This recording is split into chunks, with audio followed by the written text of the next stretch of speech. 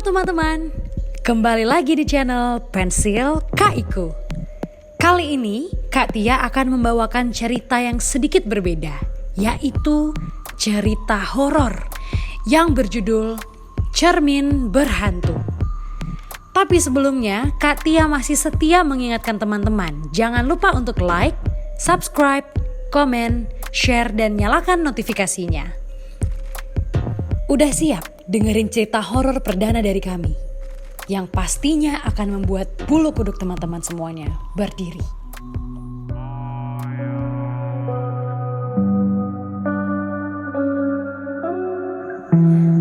Hari ini Tante Lisa datang.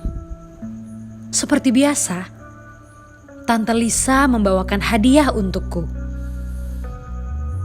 Kali ini hadiahnya adalah sebuah cermin dengan ornamen yang mewah. Aku sangat menyukai cermin itu. Kebetulan di kamarku ada paku kecil, hingga aku bisa langsung memasang cermin itu. Setelah menemani Tante Lisa mengobrol, Tante Lisa pun akhirnya pulang. Sore itu, aku berkaca di depan cermin tadi. Tampak sebuah titik di pipiku. Kukira awalnya hanya semacam luka biasa. Oleh sebab itu aku tidak memperdulikannya dan langsung pergi.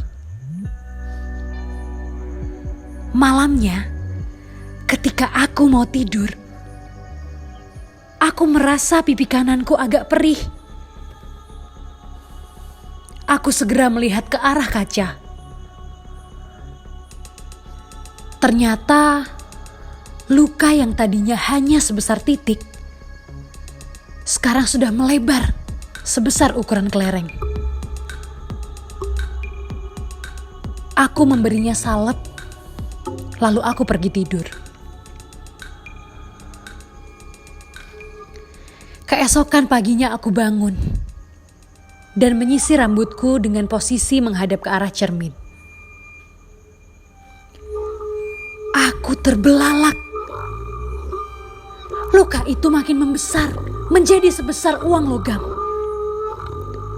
Aku sangat ketakutan. Segera aku ambil jarum untuk memecahkannya, tapi begitu ujung jarum menyentuh luka itu, ada rasa sakit tak tertahankan. Aku segera melempar jarum itu. Aku segera turun untuk mencari mamaku. Tapi aku lupa kalau mama dan papaku sedang pergi ke Singapura. Sorenya aku pandangi cermin itu. Tampak kini lukaku sudah sebesar telur. Aku hanya bisa pasrah dan terus meratap. Tapi tiba-tiba terdengar suara dari belakangku. Buanglah cermin itu. Buanglah cermin itu.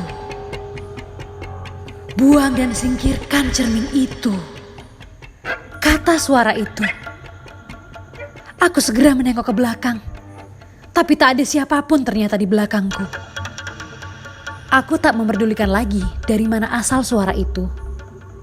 Yang aku pikirkan hanya aku ingin membaca komik dan bersenang-senang. Buanglah cermin itu. Suara itu muncul lagi. Dan kini dia lebih keras. Aku diam saja. Dengan perasaan takut, akhirnya aku memutuskan untuk pergi tidur. Aku terbangun di pagi itu dengan pipi kanan yang teramat perih. Aku melihat kini luka itu sudah sebesar buah jeruk. Aku takut sekali. Aku ingin memecahkannya, tapi aku tidak punya cukup banyak keberanian. Akhirnya setelah diam sejenak, lalu aku cepat-cepat menusukkan jarum ke luka itu, dan tiba-tiba muncul beribu-ribu kelabang dan kalajengking yang menyerang mukaku. Lalu aku pingsan. Hari ini banyak orang berdatangan ke rumahku.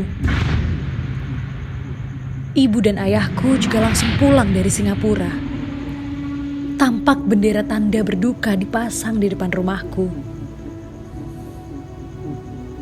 Semua tampak menangisi kepergian seseorang. Aku tahu orang itu. Dan bahkan aku kenal dekat dengannya. Karena orang itu adalah aku.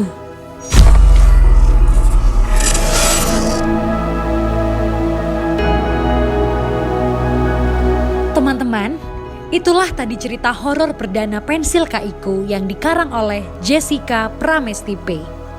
Untuk teman-teman yang mempunyai kisah atau cerita horor maupun ide cerita lainnya, jangan lupa untuk menuliskannya di kolom komentar. Shh, gimana? Semakin penasaran dengan kisah horor selanjutnya?